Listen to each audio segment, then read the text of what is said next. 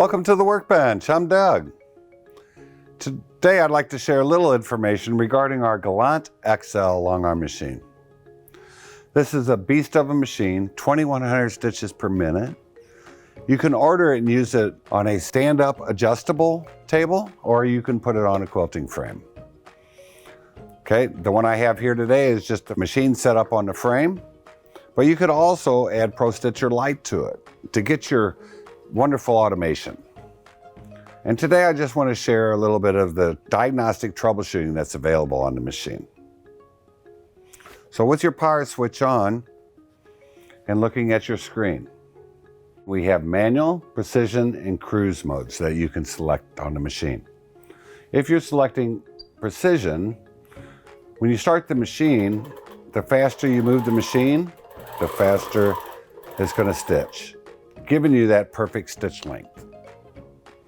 Okay, now to do some diagnostics on this machine that are built in, you want to go back to the home page and select the stethoscope.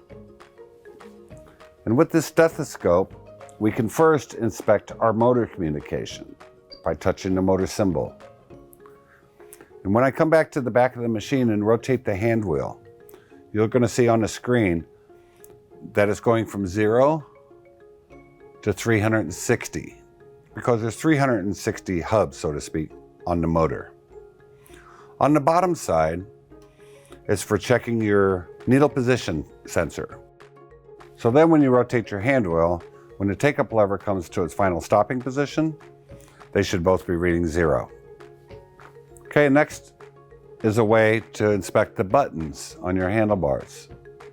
So as you push each of the 4 buttons, you'll see that it lights up on your screen.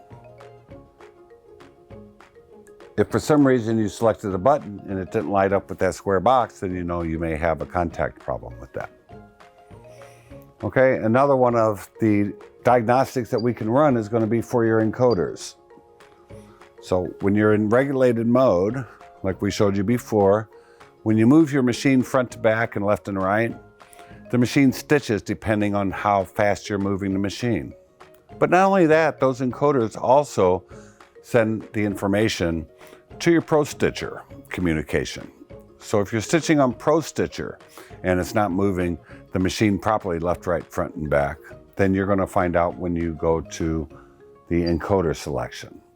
So you see right now with the machine not moving, your numbers are staying equal.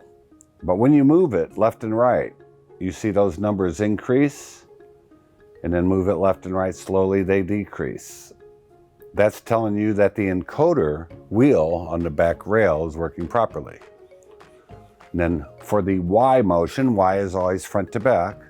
When I pull the machine front to back, you see also that your range is going up and down, back to the negative, but it's very consistent.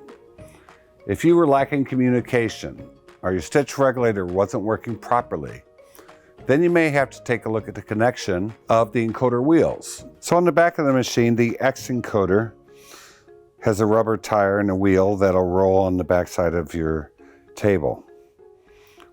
Okay, and when you move it left to right, that rubber tire has to be making contact. So the system on this machine is what they refer to as gravity feed. There's no spring that puts pressure down on it, it just floats on these 2 nuts. Now when these are mounted to the carriage, it's important that you have the little holding bracket here on the very back side of this arm. If this wasn't positioned properly, it's not going to hold it in that down position.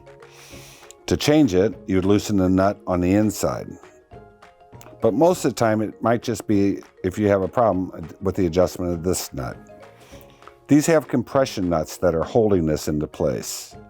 Okay, now I'm going to tighten that just a little bit to show you what may occur. So if I tighten that just a bit, if this is up in the air, it may not drop down to right against this railing. So normally what you'd want to do is somewhat push it in the up position and then loosen that nut just enough so that it then drops down and lays on to this table. Okay, so I didn't go enough that way, but let me go just a little bit more. And now you see you have that free movement up and down. So the Y encoder over here is exactly the same way. When you raise and lower it, it should be free moving. If not, adjust the nut on the outside. So it's these encoders that are sending the signal to both the machine in regulated mode and also to your Pro Stitcher 2 for its left and right, front and back motion. So this is where you always want to go to inspect that. So that's pretty much all the diagnostics that we have available for the machine, but it does cover all of the electronic connections for you. So if you'd like to see some more of my From the Workbench videos, please follow this QR code. And this will take you to my total playlist of all of them that are available for all the Baby Lock machines. It's also going to be updated, and all those updated videos will also be on there following this QR code. So now that you know, get out and sew.